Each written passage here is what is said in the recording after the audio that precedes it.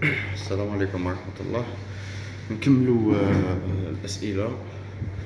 كنا هضرنا من قبل على نسبة الخمر وصوالح وكاع. عاودوا لنا التعريف تاع قانون المرور تاع صنف با واش معناتها. دونك نجو للسؤال هذا: كيف نثبت حدود شرط التوقف الاستعجالي؟ كيف نثبت، كيفاش نعرفه صح؟ وهل يمكن العبور هذه الخطوط؟ كيفاش نعرف بلي كاين لابون ديرجونس؟ تكون الخطوط تاعها طويله ومتقطعه، طويله ومتقطعه. وجينيرالمون يديروها الكوتي دروات في اقصى اليمين، يسمى هذاك الكولوار هذاك في لوطوروت مخلينو سبيسيالمون لي زيرجونس، ولا يمكن بأي حال من الأحوال اجتيازها، حيث تخصص لحالات الاستعجال والمركبات الأمن العمومي. معناتها كي تلقى واحد يمشي في الأقصى اليمين في لابون ديرجونس، معناتها هذاك إنسان ماشي نورمال. هذاك إنسان ماشي أي واحد أو يسمع فيا شاف روحه باللي يمشي في الكوتي هذاك يعرف روحه باللي ماشي نورمال.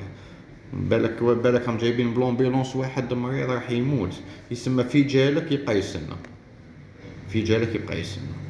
البوندا هذيك نخلوه، الكوتي دروات هذاك نخلوه فارغ، كاين كومبرومون قدام نخلو هذاك الكوتي فارغ، باش يا سيدي يجي الامن ويروح للبلاصه هذيك وين راهي معطله الدعوه ويسرحها وتمشي كومبرومون. بصح الا جا الامن وزاد قاعد معاك داير كومبرومون، راكم قاعدين كاع كيف كيف، ما كاش راح يستفاد. صح. بون، هذيك لا علينا. ما هي الأخطار المتعلقة بالضغط الغير مناسب للإطار؟ معناتها الروت تاع الطوموبيل إلا كان ما عمرتهمش السواسوا، هما في الباب جينيرالمون كي تفتح الباب تاع الطوموبيل حاطين واحد البلاكا يقول لك الطوموبيل شحال ترفد في الشتاء شحال ترفد في الصيف، 2 كيلو 400 2 كيلو ونص كل واحد وكيفاه. دوك انت مثلا هي نورمالمون طوموبيلتك ترفد 2 كيلو وربل هو، انت درت لها زيادة 3 كيلو، درت لها الزيادة، واش راح يصرى لك؟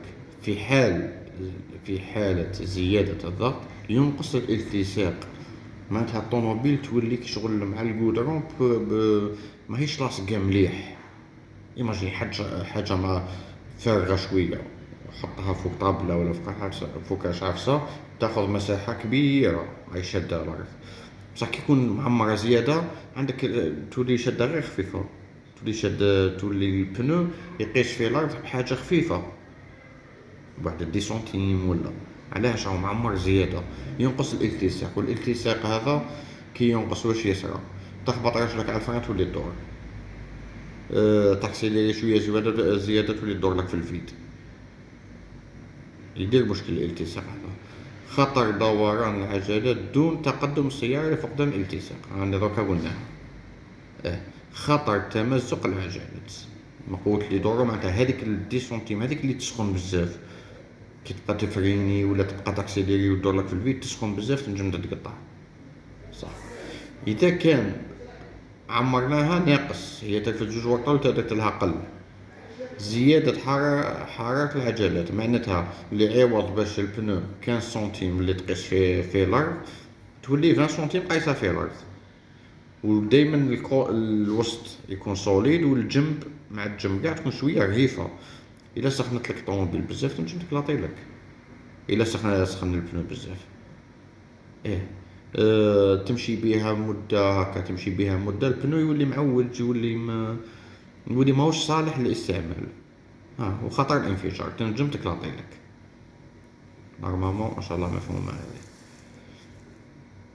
هنا قال لك اذكر 3 حالات تؤدي للسحب الفوري لرخصة السياقة دون تعليق نافذ. دون تعليق نافذ معناتها في الأولى كي هضرناها قلنا يعطي لك ورقة تاع 48 اور تمشي بها، وهنايا يعطي لك ورقة تاع 10 جور 10 أيام، ومن بعد تجي للكوميسيون ولا.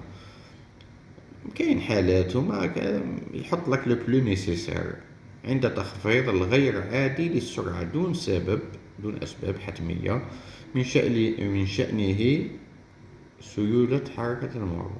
معناتها تنجم كي تكون تجري وفجأة نفحت لك تنقص ضربة واحدة، معناتها اللي موراك قاع يتبعوك يحبسوا ضربة واحدة، راك درت لهم خلعة هذه الأولى وتمشي بعقلك. صون تليفون طاح لك تليفون في لازم تحوس عليه فرينك لهم في وسط الطريق، خلي الطوموبيل تولي بالعقل وتحوس على التليفون تاعك واللي موراك، هذيك يقولوا لك عليها البرمي. عند مخالفة إجراء المتعلق بشد حزام الأمان كيما ديرش 6 ينحولك البرمي ويضربوك بديجور. ديجور اسمع عندك ديجور هذيك تخلص فيها البروسي وتروح للكوميسيون باش يشوفوا شحال يعاقبوك. الاستعمال اليدوي للجهاز الهاتف النقال أثناء سير المركبة، كان واحد الوقت يقولك استعمال يدوي معناتها كي تكون شادو بيدك، من بعد ولاو يخرجوا هذوك العفسه اللي تحط فيها التليفون وكاع ولا دير الكيتمه، موراها زادو خرجوا ارتداء خوذة التنصت معناتها الكيتمه الإذاعي والسمعي أثناء سير المركبة.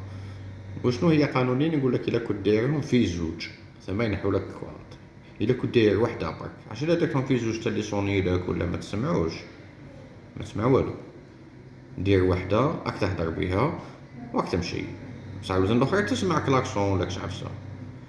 وهنا قال لك ارتداء اجباري للخوذه بالنسبه لسائق الدراجات لا علينا، يسمى صاحب الدراجه الناريه اذا ما كانش داير الخوذه ينحولو البيرمي تاعو صح. هادو كاع ثقافه عامه وتنجم انت تزيد من عندك كاش صوالح انت تنجم تزيد. ما هي الحالات الأولوية على اليمين؟ ما هي الحالات الأولوية على اليمين؟ معناتها وين تنقول الحق الملي من الفرع. تقاطع طريقين بدون إشارة، إلى الحق الانترسكسيون ما كاين حتى بلاكا الحق الملي منه.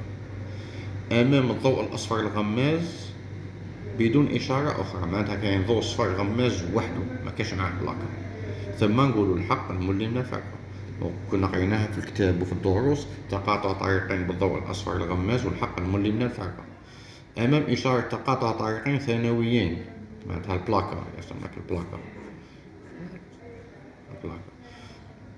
ثانويين، أمام إشارة تقاطع طريقين ثانويين خطيرين يزيدوا لها كلمة دونجي برك هذا ما كان دونجي اش بيه يزيدوا هذا دونجي.